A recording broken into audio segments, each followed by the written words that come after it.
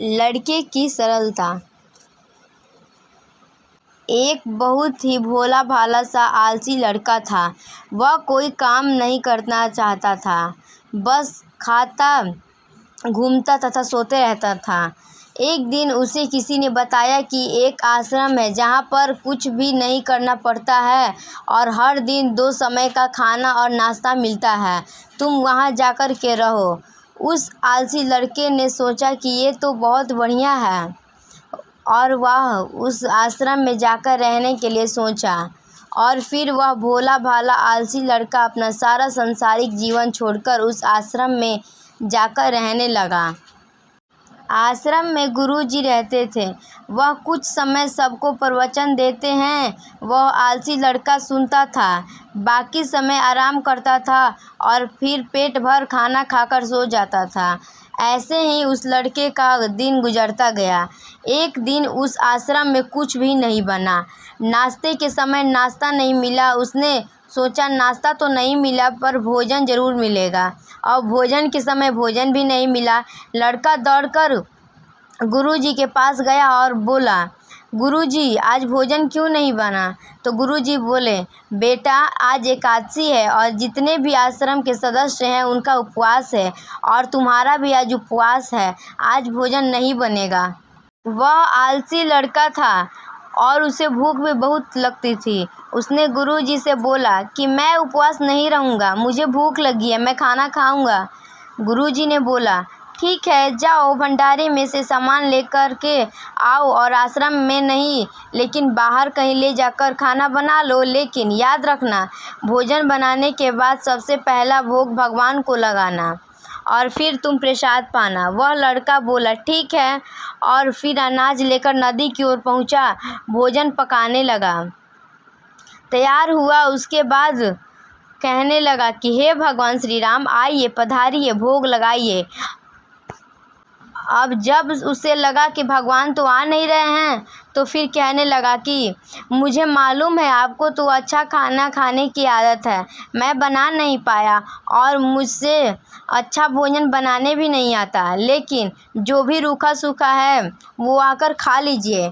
भगवान श्री राम उसकी सरलता पर बहुत ही प्रसन्न हुए और उस लड़के को दर्शन दे दिए। उसने देखा कि भगवान श्री राम आए हुए हैं और उनके साथ में माता सीता भी आई हुई हैं, लेकिन लड़के ने सिर्फ 2 लोगों के लिए ही भोजन बनाया था, एक अपने लिए और दूसरा भगवान के लिए।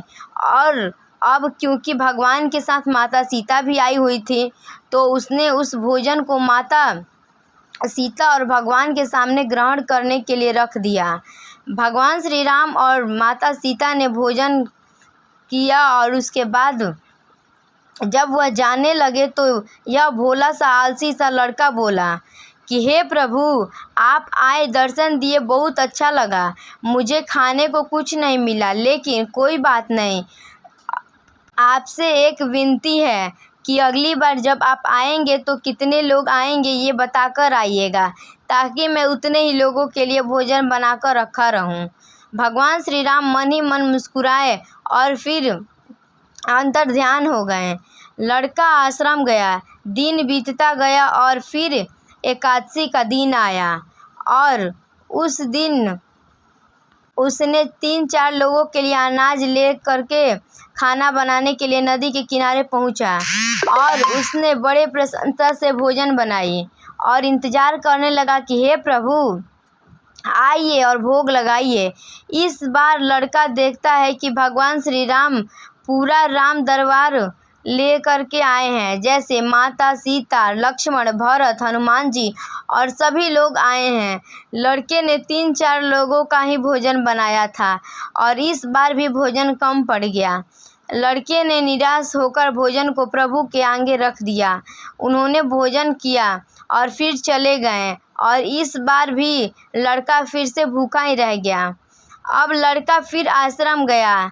दिन बीतता गया और फिर एकादशी का दिन आया और इस बार गुरु जी से कहने लगा कि गुरुजी, मुझे इस बार थोड़ा ज़्यादा अनाज चाहिए।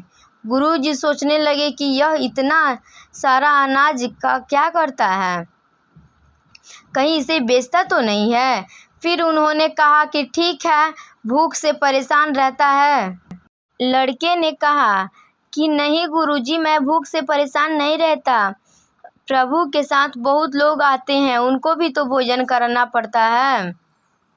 गुरुजी को लगा कि यह लड़का पागल हो गया है, लेकिन गुरुजी ने सोचा कि चलो एक बार चलकर देखते हैं कि लड़का इस अनाज का करता क्या है। वह भोला सा लड़का अनाज लेकर के नदी के किनारे पहुंचा और इस बार भोजन बनाया ही नहीं।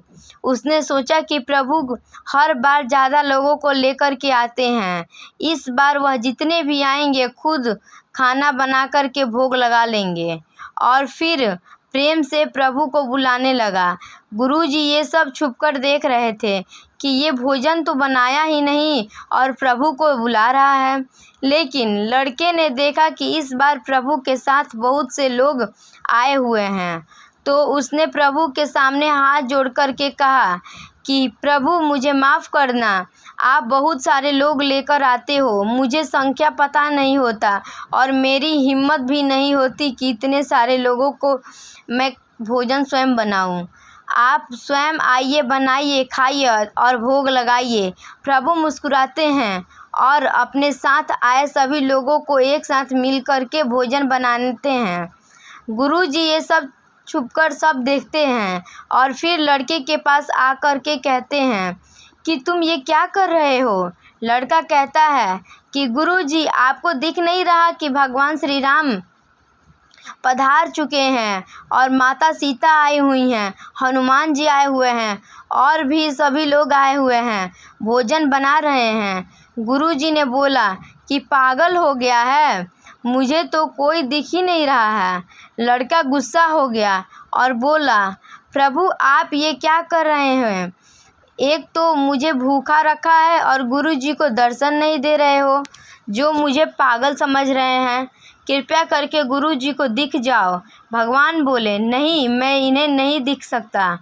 लड़का बोला क्यों नहीं दिख सकते मेरे गुरुजी को, वो तो बहुत ही महान व्यक्ति हैं, बड़े ज्ञानी हैं और ज्ञाता भी हैं। भगवान बोले हाँ ज्ञानी और ज्ञाता होंगे, लेकिन तुम्हारी तरह सरलता नहीं है। जो सरलता तुम में है वो तुम्हारे गुरुजी के पास नहीं है। लड़के ने ये बात गुरुजी से कह दी कि भगवान श्री राम कह रहे हैं कि आप में सरलता नहीं है, आप मेरी तरह सरलता नहीं है, इसलिए आपको नहीं दिख रहे हैं। गुरुजी की आंखें नम हो गईं और रोने लगे और बोले कि बिल्कुल सही कहा, मेरे अंदर तुम्हारे जितना सरलता नहीं है। और फिर माफ़ी मांगने लगे। फिर भगवान ने गुरुजी को भी दर्शन दिए। ये कहानी हमें ये सिखाती है कि जीवन में सरलता सबसे आवश्यक है। जितने सरल बनोगे उतना ही जीवन में आगे बढ़ते चले जाएंगे। जब आप सरल होते हैं तो आप खुद भी मुस्कुराते हैं और दूसरा को भी मुस्कुराने की वजह होते हैं। अगर आपको मेरी अच्छी वीडियो पूरी लगे तो मेरे चैनल को लाइक, सब्सक्राइब एंड शेयर ज़रूर करें। और पूरी स्टोरी सुनने के लिए, जो कि आपने मेरे पूरी स्टोरी सुनी, उसके लिए धन्यवाद। Thank you.